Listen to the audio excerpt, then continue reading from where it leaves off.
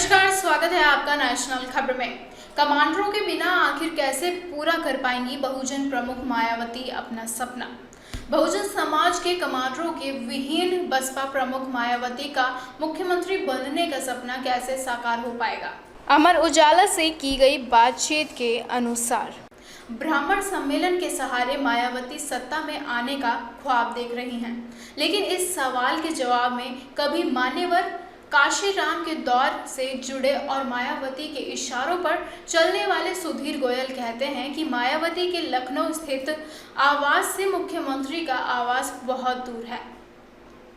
सुधीर गोयल जवाब में कहते हैं कि मायावती मुख्यमंत्री तो छोड़िए, अब कभी मंत्री भी नहीं बन सकती हैं।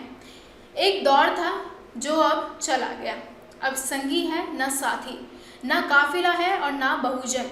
बसपा के एक पूर्व सांसद कहते हैं कि पहले बसपा का टिकट मिलने पर 50% जीत का भरोसा हो जाता था, इसलिए दूसरी जाति के लोग बसपा का टिकट पाने की कोशिश करते थे। इसका कारण बसपा का आधार वोट था।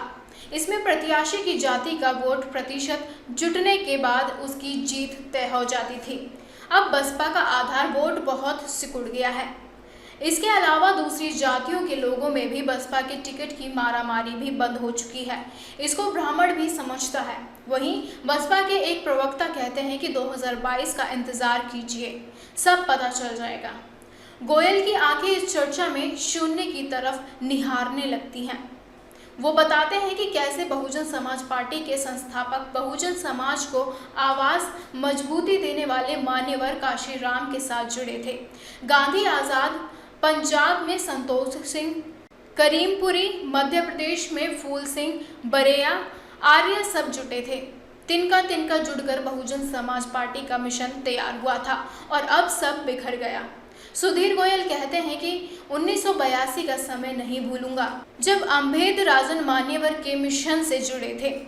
वो तमिलनाडु से सब छोड़कर चले गए थे और लकड़ी की एक संदूक रखकर बहुजन समाज के मिशन को आगे बढ़ाने का काम कर रहे थे। अब अम्बेद राजन भी पार्टी के साथ नहीं है, छोड़ गए।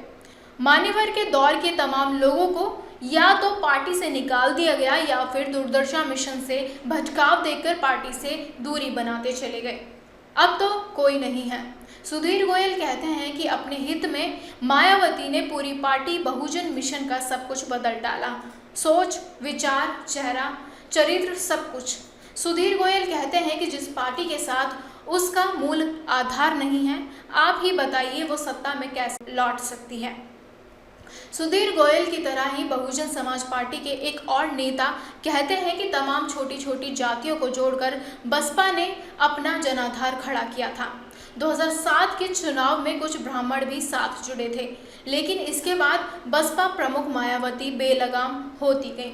गोयल कहते हैं कि हमारे नेता हमें छोड़ छोड़कर जाते रहे या निकाल दिए गए, अब तो कुछ बचा ही नहीं है। वो कहते हैं कि मायावती मुख्यमंत्री तो क्या अब मंत्री भी नहीं बन सकती हैं।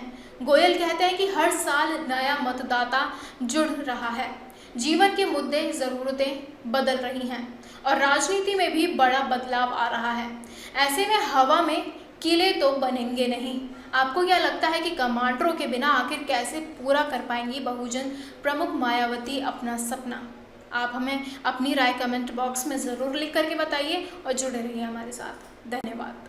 हमसे जुड़े रहने के लिए सब्सक्राइब करें यूट्यूब पर, फॉलो करें ट्विटर और इंस्टाग्राम पर, लाइक करें फेसबुक पर और ज़्यादा जानकारी के लिए नेशनल खबर की वेबसाइट पर जाएं।